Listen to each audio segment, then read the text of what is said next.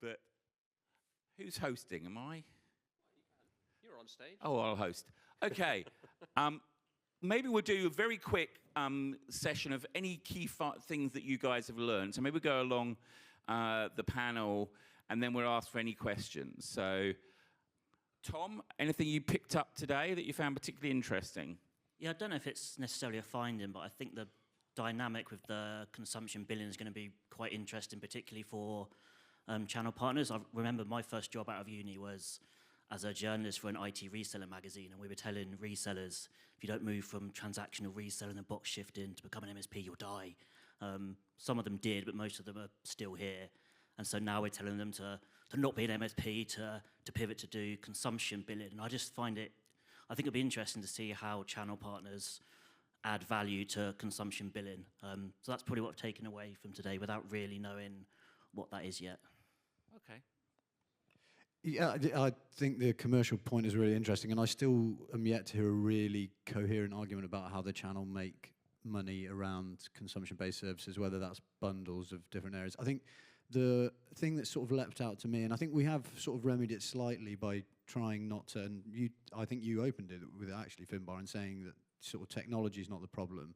I still think, and the more and more I hear about these customer experience solutions at sort of the cutting edge, we increasingly sit in this sort of technology bubble where we hear about these fantastic solutions on a day-to-day basis. The customer service I receive in my real life is incredibly poor. So I think it's really about communicating how we get these solutions out there. Still, we look at cloud adoptions, in the high 30s in the majority of Western Europe.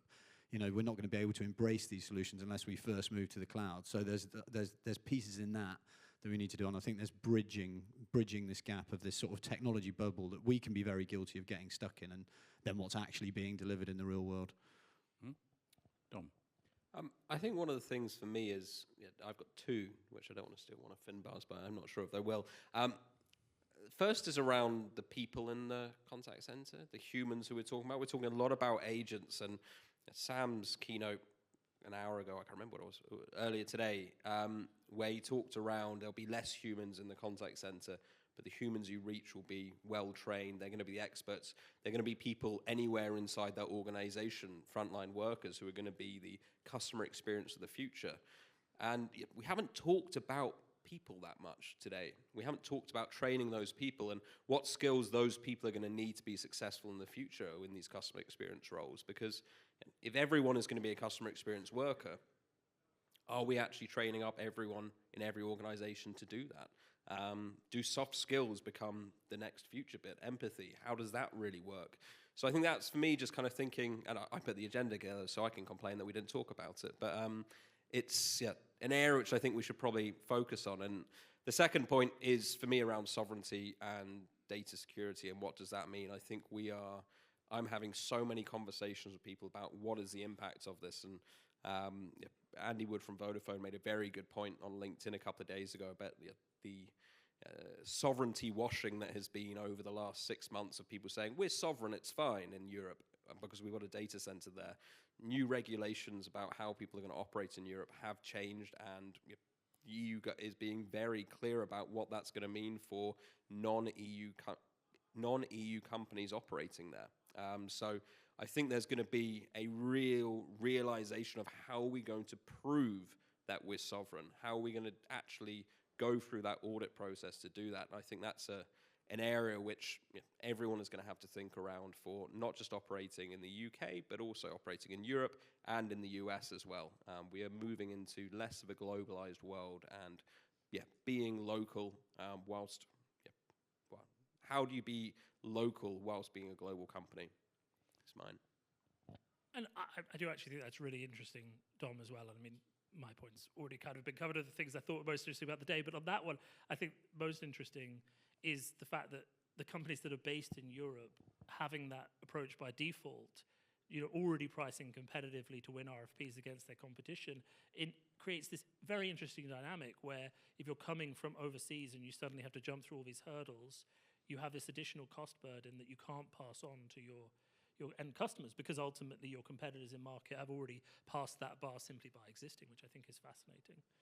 Yeah, I really enjoyed the regulatory panel earlier as well, just all the ins and outs of how different companies are responding to the requirements being placed on them, by the different governments and changing regulations as well. I remember when we used to do regulation panels and no one turned up, and now we do them. great. And everyone's interested. It's The room was a packed. real It was shift. fantastic. And the additional point to that is it's going to be massively, we just heard about the importance of verticals. That is going to be, and we've done lots of research into that, it is going to be massively vertically dependent in terms of the regulatory and sovereignty requirements that you have to meet. Great. Has anybody got a question? We've I think we've stopped working this now. So did anybody have any questions? But we're in between now and drinks. Anybody have any burning question? Anybody a burning question? No burning questions. Oh, let's go. There we Go. go. Sure, then just to delay drinks. Yeah. Right at the beginning of the event, there was a slide that said that something like 78% of contact center managers saw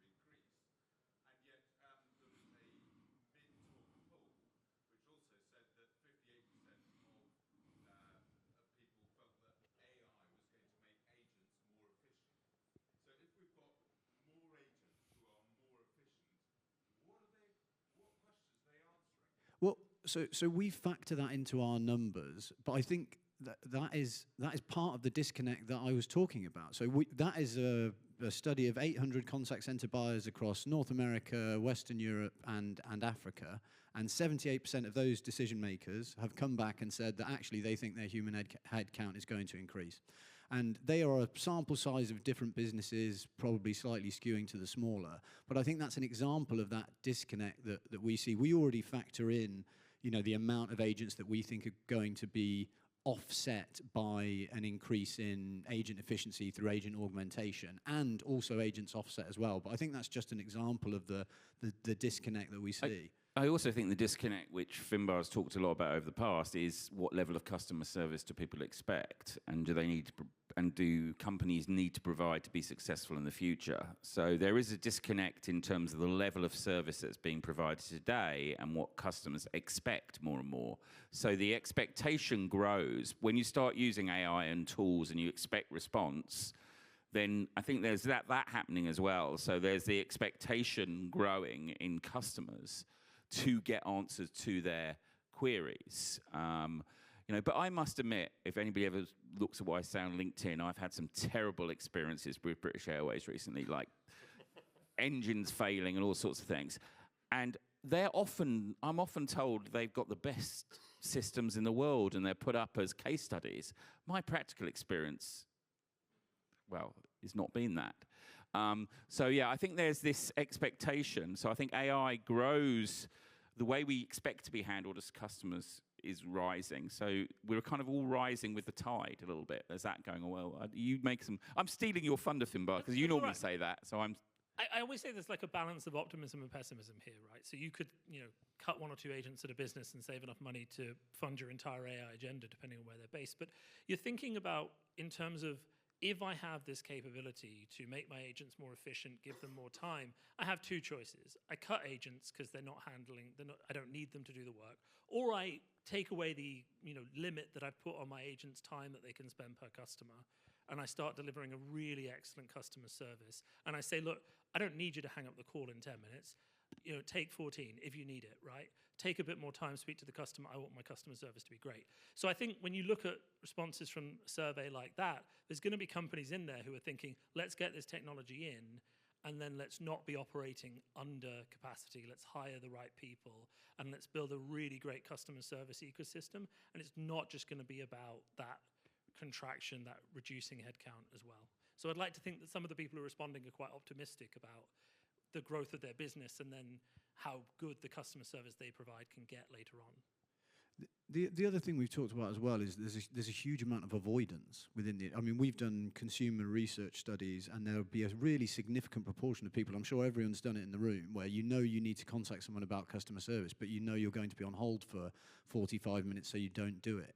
So if that avoidance is removed from the industry, actually, if customer service improves, it's going to increase that requirement for agent equivalent capability and might actually increase demand for customer experience provision overall, whether that's an automated system or a human. So I think that avoidance piece, if that starts to reduce and less people avoid those interactions, if Matt wants to talk to British Airways and the agents are allowed to add value, then maybe there's a increase. There's hope. And he's more likely to come back if he has that experience as well. Yeah. You had a question here, sorry. Okay. Yeah. Well, this is our first event, so our first AI CX event. So I know we did some things well, and we will certainly learn. So we really welcome, and maybe that's a good way to end before we go to drinks. Yeah, I was going to say that there's we've got some feedback mechanisms downstairs. We'd love to hear more. I know probably CPAS is an area that we should have increased some coverage on. I know, but I could No, he doesn't believe in the acronyms anymore. Yeah, but no, you're right. People don't buy the categories, but we'd really actively encourage feedback. Yeah, no. So We got one more question. one more question. Go ahead, Ian. Matt, Ian Fishwick, Chair of Simply AI. I wonder if the panel agrees with me. What's stopping large-scale deployment with SMEs? I would contend it's not product. We've got the products. It's not the commercial arrangements. We've got the margins. The MSP channel does not know how to sell and deploy this stuff. And I think we've gone back 50 years. It's rubbish in, rubbish out. Unless we can show people how to write prompts that will generate good responses, we're not going to go anywhere. So my contention is, it's a complete upskilling of the MSP channel that's needed, otherwise we're not going to get large-scale deployment. Do you agree? I agree. Oh, so I was going to go. If earlier I'd asked a point about what I sort of learned from the session and what I was thinking, I'm an SME owner. I can make a decision pretty quickly with a few of the other guys on the stage to do something. If I want to do something tomorrow, if I want to deploy an AI capability, and we've done stuff, we can do it really quickly, and I'm willing to spend money if I can see return. I don't have, there's three of us who make a decision, really, and if we want to do it, we'll do it. So I don't buy sometimes that SMEs are limited in some ways. Actually, I think, if I can see a benefit, I'll spend the money tomorrow, no problem at all. So I don't always think that's the limitation. I do think, and I do agree generally that the channel, we kind of had them up here being quite honest. They were being honest. They're going through some really pretty big challenge. You've been there as well. If you were sitting in your old role now, you've got PSTN 20% of your voice revenue going away tomorrow, and you're also at the same time doing transition to selling ROI-based AI services.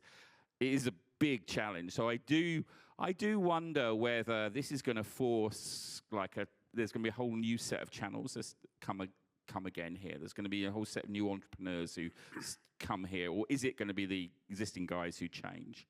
I don't know. I'm not sure. I think some will fail quite badly in the next 2-3 years, some of the existing channels, and some will make the change. So I do think it's a big challenge. I think... Yeah. Yeah. Sorry, as some of you know, I run one of the biggest MSPs, right?